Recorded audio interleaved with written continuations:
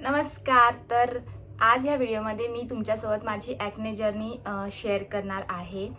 आणि मी हा व्हिडिओ बनवण्यामागचं कारण आहे की जर आपण एखादा प्रोडक्ट आपल्या स्किनवर लावतोय तर त्याची एखादी रिॲक्शन झाली तर आपली स्किन खराब व्हायला लागते आणि मग आपल्याला समजत नाही की आपण काय केलं पाहिजे. किंवा जे लोक एक 14-15 एजमध्ये आहेत त्यांना नवीन नवीन ॲक्ने यायला सुरुवात होत असते, तेव्हा त्यांनी कोणती काळजी घेतला पाहिजे किंवा त्यांनी कोणते प्रोडक्ट्स वापरले पाहिजेत किंवा कोणाचं सजेशन घेतलं पाहिजे हे त्यांना समजत नाही. तेव्हा आपण कोणत्या चुका करतो आणि त्यानंतर त्याचा परिणाम आपल्या स्किनवर होतो. सो त्यासाठी मी हा आज व्हिडिओ बनवते. जर तुम्हालाही माझ्या ॲक्ने जर्नी मधून काही हेल्प झाली तर हा व्हिडिओला नक्की लाईक करा आणि चॅनलला सबस्क्राईब करा. तर व्हिडिओला सुरुवात करूया. तो स्टार्टिंगला माझी स्किन पूर्ण क्लिअर होती. मी स्कूलमध्ये 16 एजपर्यंत माझी स्किन एकदम क्लीन होती. एकही डाग नाही किंवा पिंपल्स नाही, काहीच नाही. त्यानंतर 11वी-12वीला असताना मला थोडेसे पिंपल्स यायचे 1-2. आणि पिंपल्स नॉर्मल आहेत येणं, कारण आपल्या बॉडीमध्ये जे हार्मोन्स असतात त्यांचं रिॲक्शन होते आणि त्यांची रिॲक्शन आपल्या स्किनवरती दिसून येतं. तर त्यामुळे पिंपल्स येतात आणि पिंपल्स येणं नॉर्मल आहे, पण आणि त्यांचे डागही राहणं नॉर्मल आहे. पण काही टाइम नंतर ते डागही जातात. पण काही जणांना जे पिंपल्स येतात ते कंटिन्यू येतच जातात. एका पिंपल्समुळे दुसरा येतो, दुसऱ्यामुळे तिसरा, आणि असं पूर्ण ते पसरत जातं आणि ती स्किन कंडिशन एकदम खूप खराब होऊन जाते. सो अशी स्किन कंडिशन असेल आणि त्यात पण आपण जर असे प्रोडक्ट वापरत राहिलो की आपल्याला एखादा व्हिडिओ दिसला, त्यांची स्किनवर त्यांना तो सूट झाला म्हणून तो आपल्यालाही सूट होईल असं वाटून आपण तो प्रोडक्ट यूज करायला लागतो आणि तो आपल्याला सूट नाही करत, मग अजून स्किन खराब होते. सो त्याच्यामुळे मग आपण म्हणजे डिप्रेशनमध्ये जातात काही जणांना असं लोकांशी बोलायला आवडत नाही, एकटंच राहायला आवडतं. ह्याचा पण असा मनावर सुद्धा परिणाम होऊ शकतो.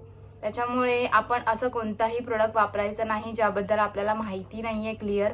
एखाद्याला सूट झाला म्हणून तो आपल्यालाही सूट होईल असं नाहीये.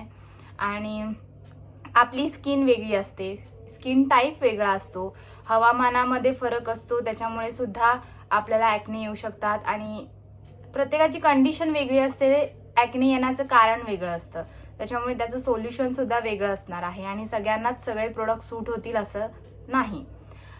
त्याच्यामुळे मला 11वी-12वीला जे ॲक्ने यायला चालू झालेले त्यांना मी खूप वेगवेगळ्या प्रोडक्टने घालवण्याचा प्रयत्न केला आणि त्यानंतर माझी स्किन हळूहळू खराब होत गेली. तर माझ्या आठवणीत आहे की मला डव सोपचा ॲलर्जी झालेली. डव सोपची ॲड बघून मला असं वाटलं की वाव, किती स्मूथ स्किन आहे, माझी पण स्किन स्मूथ होईल. पण तो साबण मला सूट नाही झाला आणि त्या साबणाने मला एक खूप असा मोठा ॲक्ने आलेला इथे. मला चांगलं आठवतंय, माझ्या मामाचं लग्न होतं आणि त्या टाइमला तो ॲक्ने आलेला. सो त्याच्यानंतर जे ॲक्ने यायला लागले ते काही थांबले नाहीत आणि अजून पण त्यांचं येणं चालूच असतं आधीमध्ये. तर माझ्यासाठी डव सोप हे कारण होतं आणि तुमच्यासाठी वेगळंही असू शकतं, एखादं दुसरा प्रोडक्ट असू शकतो ज्याच्याने तुम्हाला ॲक्ने यायला सुरुवात झाली आहे. ती ॲलर्जी झाली आणि मला वाटलं चल नॉर्मल आहे की एकच ॲक्ने आहे तर तो जाईल, डाग राहील, डाग थोड्या दिवसांनी जाईल. पण नाही, त्याच्यानंतर जे ॲक्ने यायला सुरुवात झाली, हळूहळू वाढायला लागले. त्याच्यानंतर पण मी विचार केला की ठीक आहे, चल जातील, थोड्या टाइमने जातील. मध्येच थोडी वाटायची स्किन बेटर होतीये, पण नाही, त्याच्यानंतरही नाही. त्याच्यानंतर मग आपण यूट्यूबवर सर्च करतो की काय लावलं पाहिजे स्किनवरती. तर त्याच्यानंतर पण मी बऱ्याच क्रीम ट्राय केल्या, नंतर फेसवॉशही ट्राय केले. त्याच्यात सेटाफिलचा फेसवॉशबद्दल मला एक रिव्ह्यू द्यायला आवडेल की सगळ्यांना सूट होतो सेटाफिलचा फेसवॉश, बरेच जणांना. आणि व्हिडिओ बघून पण आपल्याला वाटतं की हा चल ह्यांना पण सूट झालाय, आपल्याला पण सूट होईल, त्यांचे ॲक्ने गेले, आपले पण जातील. पण नाही, सेटाफिलचा फेसवॉश मला सूट नाही झाला, त्याच्याने मला अजून ॲक्ने यायला लागले.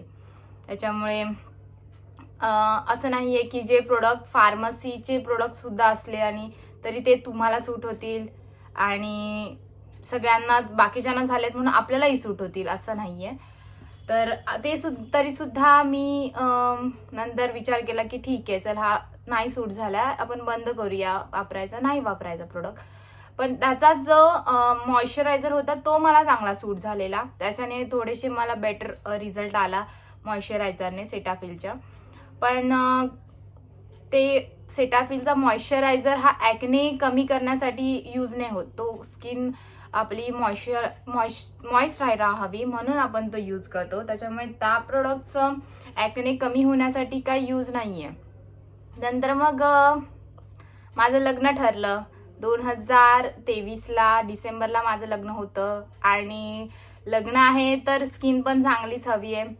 आणि त्यामुळे मग मी विचार केला की मी डॉक्टर ट्राय करते, की डॉक्टरकडे जाऊन बघूया की स्किन चांगली होईल. सो मी एक डॉक्टर केला, तेव्हा डॉक्टर होत्या त्या. सो त्यांनी मला काही गोळ्या दिलेल्या ॲक्ने कमी होण्यासाठी आणि फेसवॉश, जसं की आपलं डेली रुटीनचं स्किन केअर असं फेसवॉश, सनस्क्रीन, मॉइश्चरायझर आणि त्या गोळ्या ज्या खायच्या होत्या रोज त्या, असं सगळं रुटीन मी प्रॉपरली म्हणजे केलं. आणि त्यांनी मला सांगितलेलं की साखर नाही खायची, का साखर नाही, मैदा नाही, तेलकट नाही, मटन मच्छी काहीच नाही. तसं पण मी व्हेजिटेरियन आहे, सो मटन मच्छीचा काय प्रॉब्लेम नव्हता. पण मी साखरही बंद केली आहे, मैदा वगैरे, तेव्हापासून माझं ते कमी झालंय. आणि त्यानंतर माझ्या लग्नापर्यंत लग्नाच्या आधी माझे ॲक्ने बरेच क्लिअर झालेले, फक्त डार्क स्पॉट्स होते. डार्क स्पॉट्स साठी सुद्धा त्यांनी एक क्रीम दिलेली डार्क स्पॉट जाण्यासाठी, पण एकदम लगेच डार्क स्पॉट जात नाही, डार्क स्पॉट जायला टाइम लागतो. सो हळूहळू होतेच, म्हणजे मला चांगला रिझल्ट मिळालेला डॉक्टर्सचा. सो लग्नानंतर मग त्या गोळ्या काय 2 टाइम मी गेली, एकदा 1 महिन्यासाठी मी गोळ्या घेतल्या, त्याच्यानंतर मी परत डॉक्टरकडे गेली, त्यांनी परत मला गोळ्या दिलेल्या आणि असे मी 2 टाइम त्या गोळ्या घेतल्या. आणि त्याच्यानंतर मग लग्न झालं डिसेंबरमध्ये. त्याच्यानंतर गॅप पडला, जो माझा रुटीन होता सनस्क्रीन, मॉइश्चरायझर आणि फेसवॉशचा, तो मी करत होते.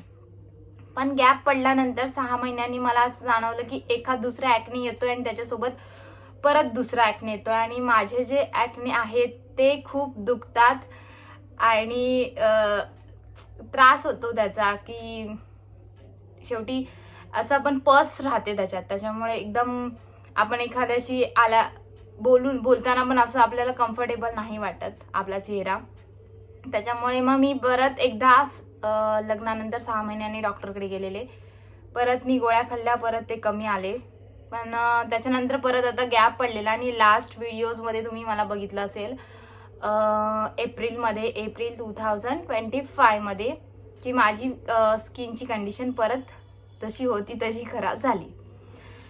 आता ह्या दरम्यान पण मी आधी एक डॉक्टर केलेला फेब्रुवारी 2025 मध्ये, त्यांच्याकडून मी फक्त स्किन केअर घेतलेलं, गोळ्या नव्हत्या घेतल्या, कारण माझं असं होतं की आता गोळ्या खाऊन गोळ्या बंद केल्या की परत ॲक्ने येतात, म्हणून मग मला गोळ्या नव्हत्या खायच्या आणि मी फक्त मला स्किन केअरवरधूनच माझे ॲक्ने कमी करायचे होते.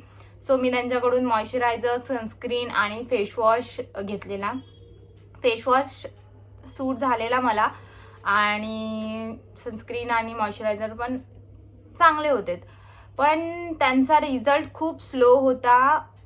आणि असं म्हणजे मी गावी गेल्यानंतर तिकडे किती ऊन होतं आणि उन्हामुळे परत ते जास्तच वाढत होते, त्याच्यामुळे मला असं माझ्याप्रमाणे मी जेवढं माझ्या स्किनला ओळखते त्याच्याप्रमाणे मला असं वाटत होतं की ते कमी होतंय, पण माझ्या घरच्यांना वाटत नव्हतं की ते कमी होतात, त्यांना जास्तच वाटत होते. त्याच्यामुळे मग मी परत दुसरा डॉक्टर केला गावी गेल्यानंतर आणि त्या डॉक्टरला मी भेटलेले 2 मेला, आय थिंक 2 मे 2025 मध्ये माझा नवीन डॉक्टर, म्हणजे मी आता 3rd डॉक्टरची ट्रीटमेंट घेते.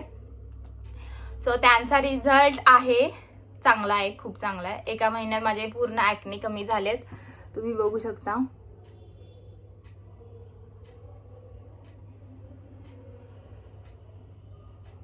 फक्त डाग राहिलेत. आज मी मेकअप त्याच्यासाठी नाही केलाय की तुम्हाला ओरिजिनल माझी जी स्किन आहे ती दिसेल.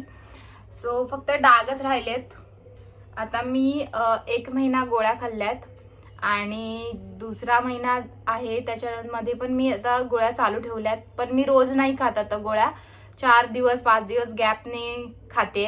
जर एखादं मला असं वाटलं की कुठून ॲक्ने येतोय तर मी खाते. आणि माझी स्किन केअर आहे ती मी तुमच्यासोबत शेअर करेन पुढच्या व्हिडिओमध्ये.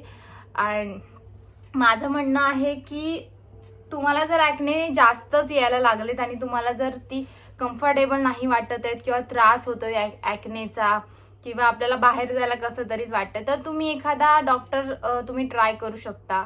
चांगला डॉक्टरकडे जा आणि तुम्ही ट्रीटमेंट घ्या जिथे तुम्हाला फरक पडेल. आणि नक्कीच तुम्हाला तुमचा सुद्धा कॉन्फिडन्स वाढेल. म्हणजे जर स्किन क्लिअर असेल तर आपला कॉन्फिडन्स वाढणारच आहे.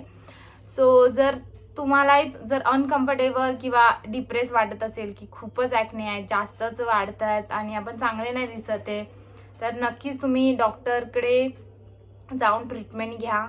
आणि जर तुम्ही चिपळूण आणि खेडमध्ये असाल तर मी माझा डॉक्टर तुम्हाला सजेस्ट करू शकते. सो तुम्ही मला मेसेज करा इंस्टाग्रामवरती, तिथे मी तुम्हाला माझ्या डॉक्टरचं नाव सजेस्ट करेनच. पण ॲक्ने आहेत म्हणून मग आपण असं एकटंच राहायचं किंवा कोणाशी जास्त बोलायचं नाही, बाहेर नाही जायचं, असं न करण्यापेक्षा आपल्याला जो आहे त्याला आपण कसं चांगलं करू शकतो त्याच्याकडे जास्त लक्ष द्या. आणि ही जर व्हिडिओ तुम्हाला आवडली असेल तर व्हिडिओला नक्की लाईक करा आणि चॅनलला सबस्क्राईब करा. आणि जर तुम्हाला माझ्या स्किन केअरची व्हिडिओ हवी असेल तर नेक्स्ट व्हिडिओमध्ये भेटूया. बाय.